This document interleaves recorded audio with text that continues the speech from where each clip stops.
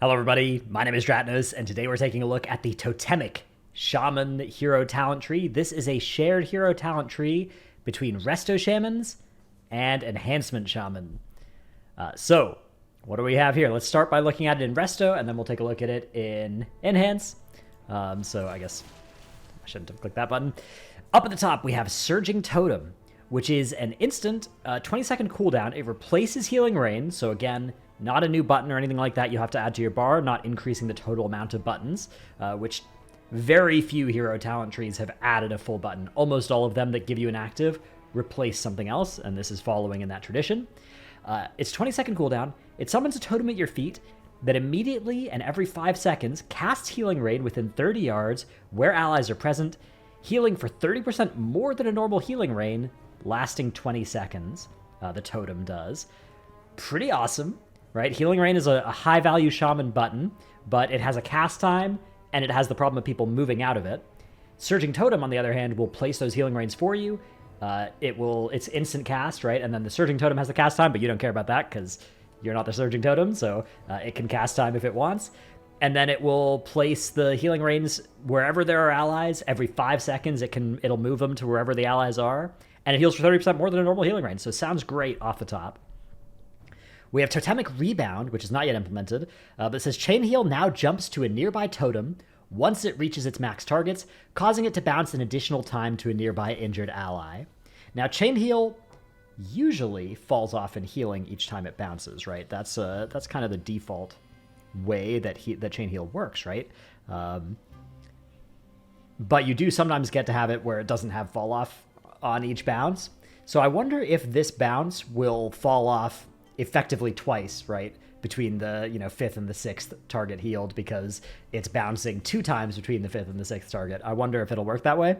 If so, it'll be a pretty minimal heal on that final target. But of course, it will still be very good, particularly when you have the thing where it doesn't lose fall off healing. Okay, over here we have Amplification Core, which says while Surging Totem is active, your damage and healing is increased by 3%. Or Oversurge, while Ascendance is active, Surging Totem is 150% more effective. So do you want kind of all the time 3% more? Or do you want to make Surging Totem into do you want to make Ascendance into an even more powerful cooldown, basically? Lively Totems. Well, your Healing Tide Totem, Healing Stream Totem, Cloudburst Totem, Mana Tide Totem, and Spirit Link Totem cast a free instant chain heal when you summon them. Ooh, that seems really strong. Like, you cast these totems pretty frequently, right? You're going to cast Healing Stream or Cloudburst, a couple times a minute.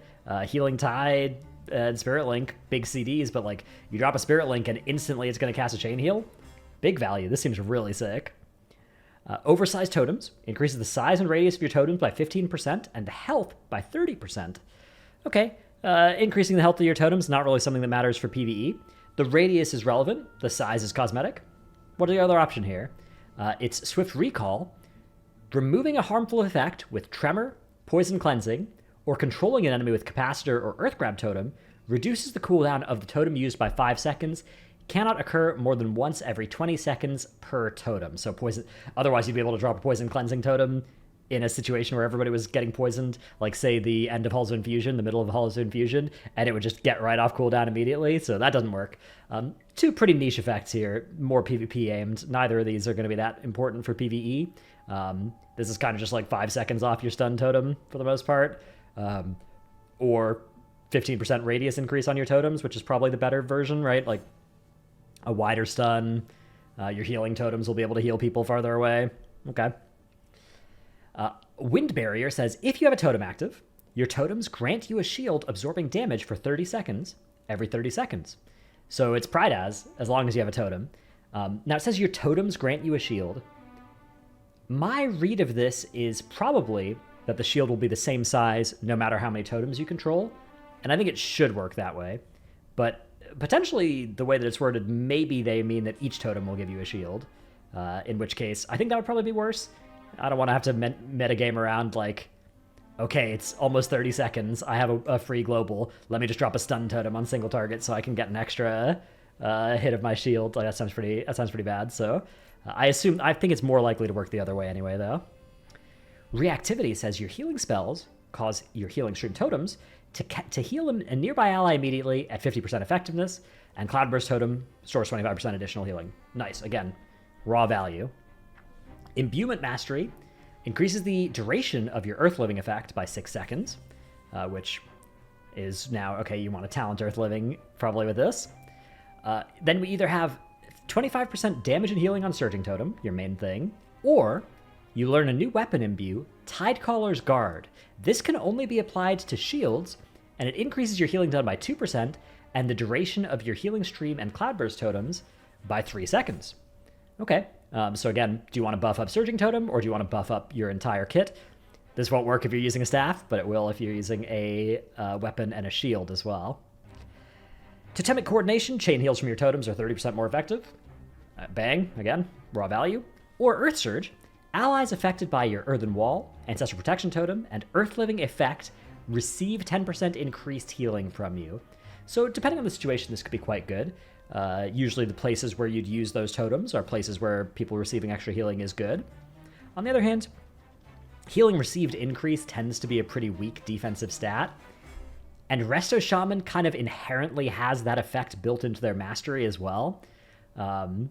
Mastery, you could read Resto Shaman Mastery as basically everybody has scaling increased healing received from you already at the times where they need it the most. So I suspect this is probably not going to be life-saving enough to justify it over Totemic Coordination, but I'm not sure. And then finally we have Whirling Elements. So Whirling Elements has water, air, and earth for Resto, and I think it has fire instead of water if you're playing Enhance. And they also have slightly different effects, the two shared ones. So, elemental motes orbit around your Surging Totem. Your abilities consume the motes for enhanced effect. Water says your next healing wave or healing surge also heals an ally inside your healing rain at 100% effectiveness. Air says your cast time of your next healing spell is reduced by 40%, and Earth says your next chain heal applies Earth Living at 150% effectiveness to all targets hit, which again synergizes with Imbue and Mastery and potentially with Earth Surge as well. So let's take a look at what this totem looks like and what some of the heals and things look like. So here's Surging Totem. Bang, it's casting a free healing rain. If I cast my totems, I guess they'd be casting some free heals on me. And now I can consume these motes, right? So if I want to consume that Earth one, I'd cast a chain heal. And then, bang, the Earth one is gone. If I want to consume the Water one, I need to cast Healing Wave or Healing Surge, which I guess it probably won't ever be consumed because there aren't extra allies. Maybe if I target the totem. No, okay, it's immune to healing. You can't heal the totem, silly. That would be ridiculous. Anyways, that is what the effect looks like. That's the Resto Shaman side of this. Let's quickly investigate how this goes for Enhance. So Enhance, of course, has a long history with totems as well, but a pretty different set of totems from Resto Shaman. And there's actually quite a different hero talent tree available for them as well. So Surging Totem instead creates a tremor immediately and every 5 seconds within 30 yards for physical damage, reduced beyond 5 targets. So, and it replaces Wind Fury Totem as well. And it gives you a passive that says Wind Fury Weapon gives Wind Fury Totem to nearby party members within 30 yards. So you don't have to keep dropping Wind Fury Totem for Wind Fury, but you are going to have to keep pressing the same keybind to drop your Surging Totems, presumably on cooldown. And the Surging Totem is basically doing earthquakes at stuff. Totemic Rebound says Storm Strike has a chance to unleash a Surging Bolt at your Surging Totem, increasing the totem's damage by 10%, and then redirecting the bolt to your target for nature damage. The damage bonus effect can stack, so that's sick, right? Like, you're Storm Striking, bolt's going to hit your totem, then it's going to rebound onto your target. And very cool thematic effect. Amplification Core, 3% increased damage and healing done versus Oversurge again. This is the same choice node, right? More Surging Totem effectiveness during Ascendance, or 3% damage at all times, pretty much. Lava Lash has a chance to summon a Searing Totem to attack a nearby enemy for 8 seconds, is what replaces the Chain Heal from your totems thing. We have the same defensive utility options there, and the same Pride As effect here. Frost Shocks, empowered by Hailstorm and Fire Nova, cause your Searing Totems to shoot a volley of fireballs at up to 5 nearby enemies. Increases the chance for Wind Fury Weapon to trigger by 10%, and its damage by 15%. Again, we have either 25% damage and healing of Surging Totem. The other option, though, instead of the shield enhancement effect, is increases the crit chance of the Flame Tongue weapon by 15% and crit damage by 30%. Then the Earth Surge effect is sundering within 40 yards of your Surging Totem causes it to create a tremor at 200% effectiveness at the target area, or increases the crit chance of Searing Totem by 15% and its crit damage by 30%. And then finally, Whirling Elements. So again, you're going to get 3 elemental motes. You have Air. Your next Storm Strike or Wind Strike deals 25% increased damage and deals damage to an extra enemy at 75% effectiveness. Earth says Sundering or Elemental Blast refunds 12 seconds from its cooldown. And Fire increases the crit chance of your next Fire Nova or Lava Lash by 15% and its crit damage by 30%. So let's real quick, let's just take a look at what those tremors look like. Slam in the starter build, and then I probably have to put all these talents in again. Let's see. Yeah. Bang, bang. Here we go. Surely that'll work. Okay, nice. And then yeah, I don't have good keybinds on anything here, but I can at least drop my totem, which is I don't think I have Wind Fury Totem. I do not. The starter build, I've developed a problem with this, which is that the starter build does not work with Totemic because you don't get Wind Fury Totem. Okay, all good. And then bang, there it is. And now it's going to cast some tremors every 5 seconds. Bang, look at that. Wow, not the most impactful looking spell effect. Yeah. Where even is my Lava Lash? Unclear. Perhaps oh no, there it is. Oh, it's in 2. Oh, I don't have yeah, I have a shield equipped. That's not particularly good for this spec. I see. But yeah, okay. Anyways, that is our quick look at the Totemic Hero Talent Tree. Hope you've enjoyed this video. Let me know what you think down in the comments below. My take on this tree is that there's a lot of things that seem pretty cool in here. I like the way that it keys into the Resto playstyle.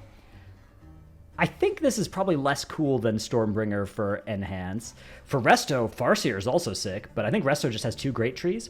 For Enhance, this does seem less awesome and not particularly like... I don't think this is doing anything particularly cool for Enhance. I guess it's maybe just a reasonable thing, particularly if you don't want to be playing the Stormbringer thing. But I feel like Stormbringer is really good, so that's my initial impression on this. But I have very little, like Enhance is one of those specs that I need to brush up on. So hope you've enjoyed this video. Let me know what you think in the comments below. Thanks for watching. See you in the next one. Bye.